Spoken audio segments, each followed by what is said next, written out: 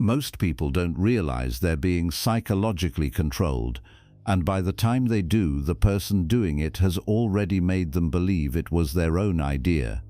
Let that sit for a second. You didn't walk into a trap. You were guided into one, carefully, patiently, by someone who studied you before you ever studied them. And the most unsettling part, the tactics they used have names. They have documented psychological mechanisms. They have been used for decades by people who understand exactly how the human mind works and exactly how to exploit it. If you've ever felt confused in a relationship that started out feeling perfect, if you've ever found yourself apologizing for things you're not even sure you did, if you've ever felt more exhausted trying to keep someone happy than you ever felt actually being happy, this video is for you. Not as a lecture, as a warning from someone who wants you to finally understand what was happening to you. Because here's what nobody tells you. Manipulation in real relationships doesn't look like control. It looks like love. It looks like concern. It looks like someone who just cares so much about you that they need to know where you are, what you're thinking, why you seem distant today. It's dressed in affection, and that's exactly why it works. Today I'm going to show you 7 dark psychology tricks that manipulators use to control your mind in real relationships, and exactly how to break free from each one. I'm not going to sugarcoat this. I'm going to go inside the mind of the manipulator and show you, from their perspective, exactly how they would do it to you. Because the only way to protect yourself from something is to understand it completely. So let's start. Tactic number 1, love bombing. Here's how I would do it to you if I were the manipulator in your life. From the very first week, I would make you feel like you had finally found the one, not just someone who liked you, someone who truly saw you. I'd text you good morning before you even woke up. I'd remember the small detail you mentioned in passing about your childhood and bring it up 3 weeks later like it was the most important thing in the world to me. I would make plans, talk about the future, introduce you to my friends faster than felt normal, but fast enough that you'd think, wow, he's serious about me. She really means it. And here's the critical part. I would be paying close attention to what you were missing. What kind of love you never got. Were you someone whose parents were emotionally unavailable? I'd be endlessly present. Were you someone who was cheated on before? I'd be ostentatiously loyal. I would fill the exact shape of the hole inside you. Not because I loved you, because I was building dependency. Neurologically, this works because the brain responds to intense positive attention with dopamine floods that mirror addiction. The early stage of love bombing literally looks like a drug high on a brain scan. And just like a drug, once it's removed, you'll do almost anything to get that feeling back. Here's how you know it's happening to you. The relationship feels too perfect too fast. The intensity escalates faster than your actual knowledge of each other. They seem to know exactly what to say at exactly the right moment. There's a subtle pressure to reciprocate, to match their level of commitment before you're actually ready. You feel swept off your feet, but somewhere underneath that feeling is a quiet anxiety you can't quite name. Here's what you do. You slow down deliberately. You notice how they respond when you pump the brakes. A genuine person will respect your pace. A manipulator will escalate their effort or subtly make you feel guilty for pulling back. The reaction to your boundaries tells you everything you need to know. And here's the thing about why this works so well on so many people. If you grew up in a home where love was inconsistent, where affection was unpredictable, where you had to earn attention or walk on eggshells to keep the peace, your nervous system learned to interpret intensity as realness. You learned that love is supposed to feel like a flood because calm, steady love felt like absence. A manipulator doesn't create that vulnerability. They find it, and they walk right through that door. Tactic number 2, gaslighting. Here's how I would use this on you. I wouldn't do anything dramatic. I wouldn't tell you that you're crazy. I'd be far more subtle than that. When you came to me upset about something I said, I'd look at you with genuine seeming confusion and say, "I never said that. I don't know where you're getting this from." And I'd say it calmly, confidently, like someone who actually believes it. When you tried to show me proof, a text, a memory, a detail, I'd shift slightly. "That's not what that meant." Or, "You always take things out of context." Or my personal favorite, "I'm worried about you. You've been so stressed lately. I wonder if that's affecting how you're processing things." See what I did there? I didn't just deny your reality. I replaced it with a narrative where your perception itself is the problem. Over time, and this takes time, which is why it's so effective, you stop trusting your own memory. You start coming to me to verify your experiences instead of trusting yourself. And once I'm the authority on what's real and what isn't, I have total control. Psychologically, gaslighting exploits a phenomenon called reality testing, the natural human need to verify perception against external feedback. When the person closest to you consistently contradicts your perception, your brain begins to defer to theirs to preserve the relationship. Here's how you know it's happening. You find yourself constantly second-guessing memories you were certain about. You apologize frequently, but can never quite identify what you did wrong. You feel confused after conversations that you went into feeling clear. You've started to think of yourself as too sensitive or too emotional. And that phrase came from them, not you. Here's what you do. Start writing things down, not to build a case against them, to build a record for yourself. Dates, exact words, your emotional state in the moment. When your documented memory conflicts with their version, you have something to anchor to and talk to someone outside the relationship. A friend, a therapist, anyone. Isolation is gaslighting's best friend.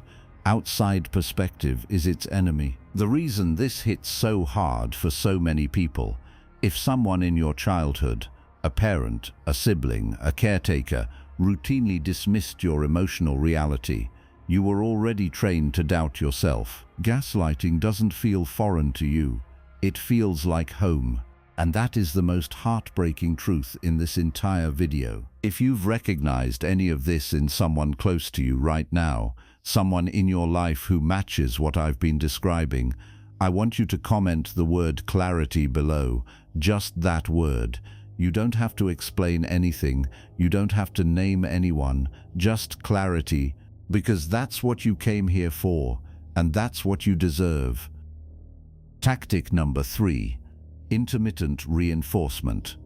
Here's how I would run this on you. I would be wonderful, then I'd be cold, then wonderful again, and I would never let there be a pattern you could predict. Some days I'd be the person you fell for, attentive, warm, making you feel like the center of my world. Other days I'd be distant, short with you, somehow disappointed in ways I wouldn't fully explain. And you would exhaust yourself trying to figure out what changed, what you did, how to get back to the good version of me. The answer, of course, is that I designed it this way. The unpredictability isn't a flaw in the relationship, it's the mechanism of control. Here's why it works at a neurological level. Intermittent reinforcement produces the strongest and most resistant behavioral conditioning known to psychology. It's the same principle that makes slot machines more addictive than games with consistent payoffs.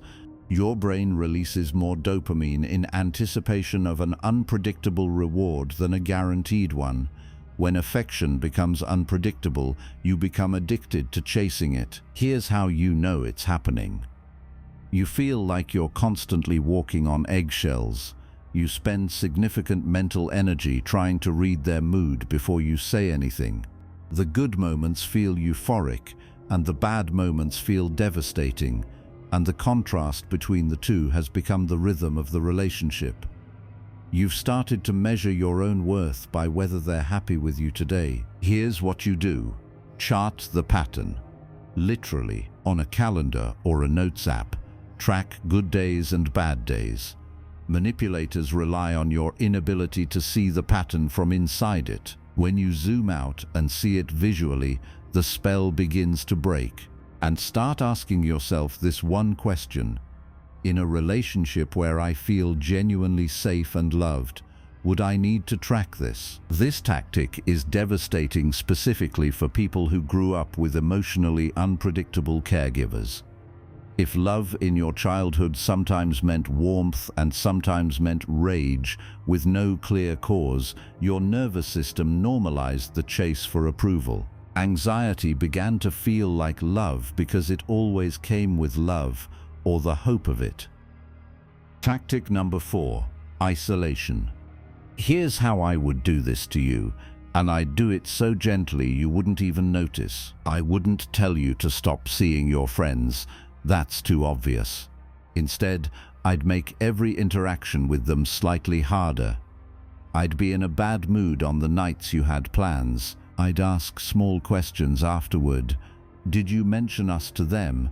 What did they say?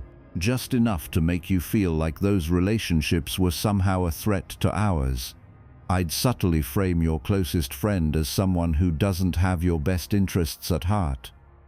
I'd find one real flaw in your relationship with them and water it carefully until it grew. And over time, you'd start skipping the plans yourself. You'd tell yourself you're just prioritizing your relationship. You'd tell yourself your friends don't really understand what you two have, and I'd never have asked you to do any of it. Psychologically, isolation removes the external perspective that can identify and name manipulation. It also creates total emotional dependency. When you have no one else to turn to, you turn only to the person controlling you. Here's how you know it's happening. Your world has gotten smaller since this person entered your life. Friendships feel harder to maintain, and you can't fully explain why. When you do spend time with people outside the relationship, you feel guilty or anxious about it. The manipulator is your primary, sometimes only, source of emotional support. Here's what you do. Actively, deliberately protect at least one relationship outside this person. One friend, one family member, one person who knew you before. Meet them, call them, and do not report back to your partner about what was said.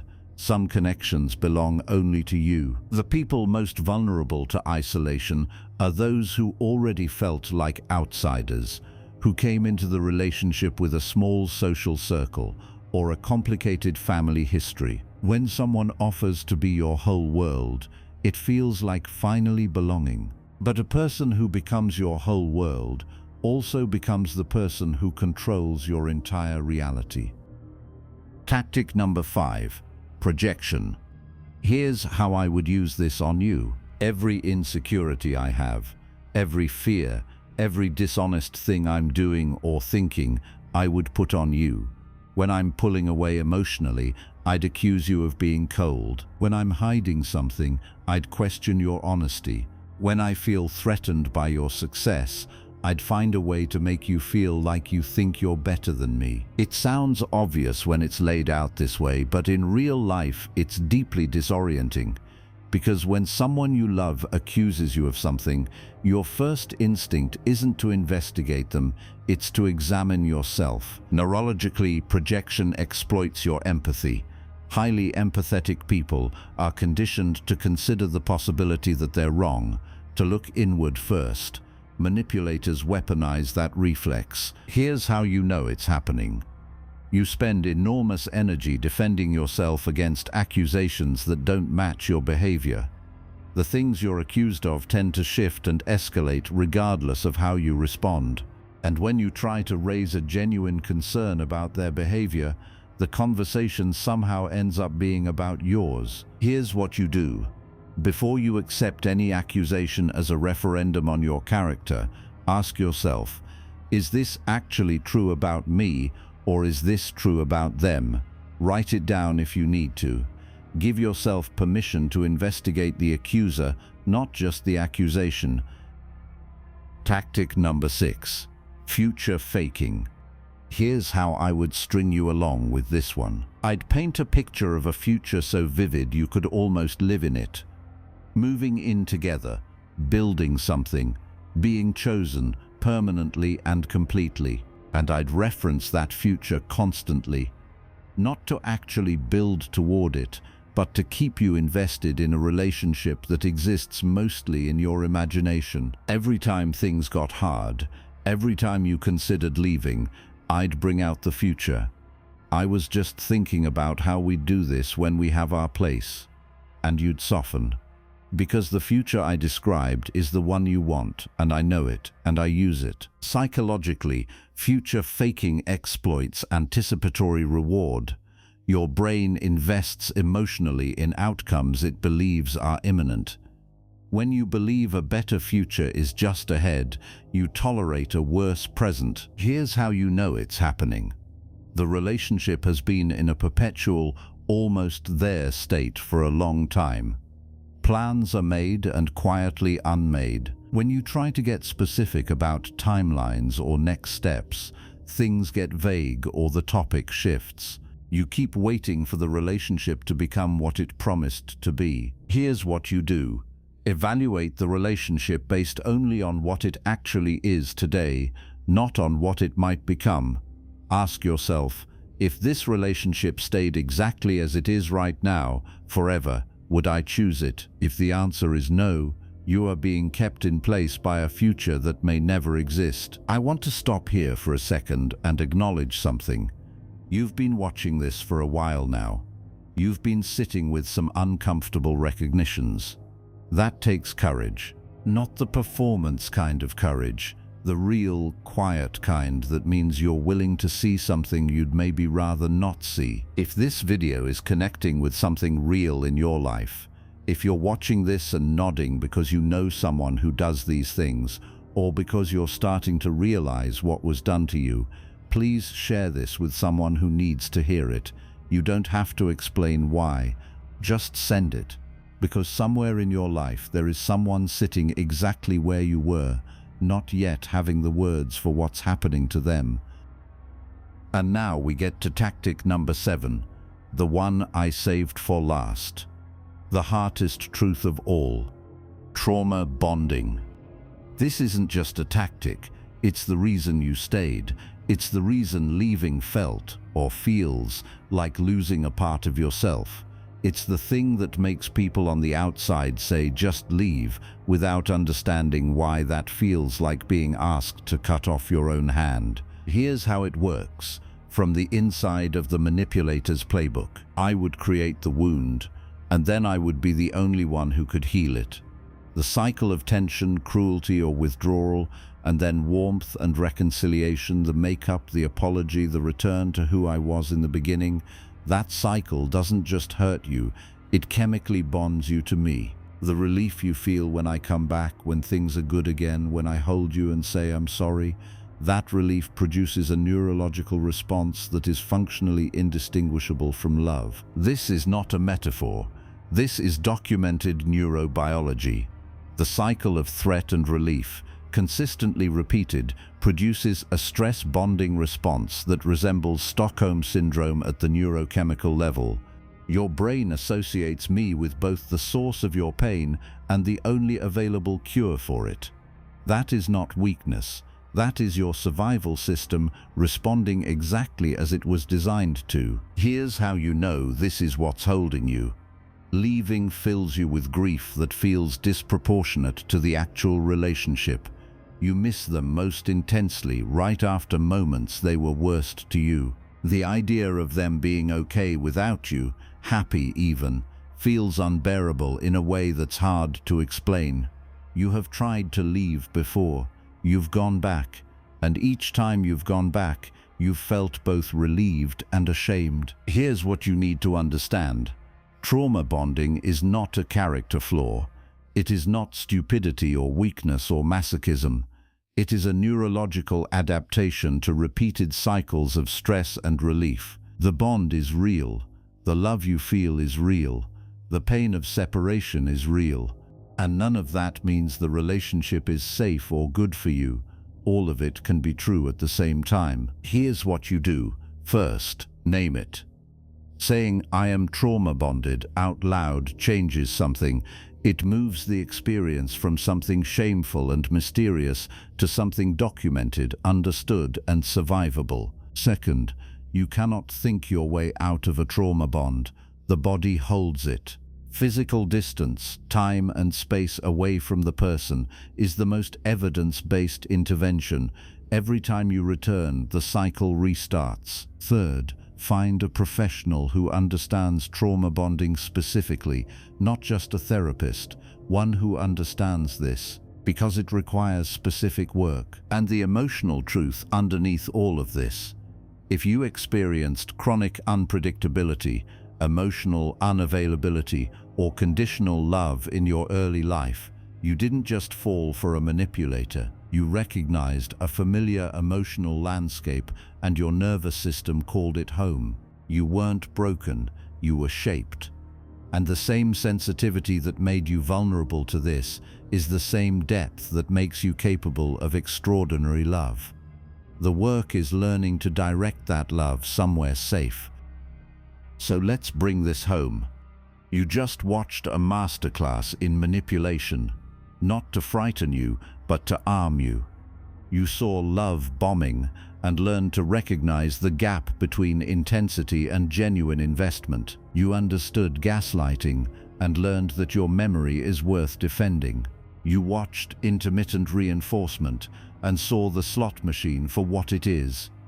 You understood isolation and why protecting outside relationships isn't disloyalty, it's survival. You saw projection and learned to question the accuser before you accept the accusation. You recognized future faking and learned to evaluate only what's real right now. And you sat with the hardest truth of all, trauma bonding, and you didn't look away. Now I want to say something directly to you. You weren't weak. You weren't naive, you weren't stupid, you were targeted by someone who identified your specific vulnerabilities, your history, your needs, your capacity for love, and used them as entry points. That is not your failure, that is their choice. And the fact that you're here, watching this, willing to understand what happened to you, that is not a small thing. That is the beginning of something. This channel exists for people who are done being confused, people who want to understand what actually happened in their relationships and why, people who are ready to stop blaming themselves and start seeing clearly. If that's you, subscribe. Not because I'm asking you to, but because you deserve a space where your experiences are taken seriously and explained honestly. You weren't crazy, you were targeted. And now you know the difference.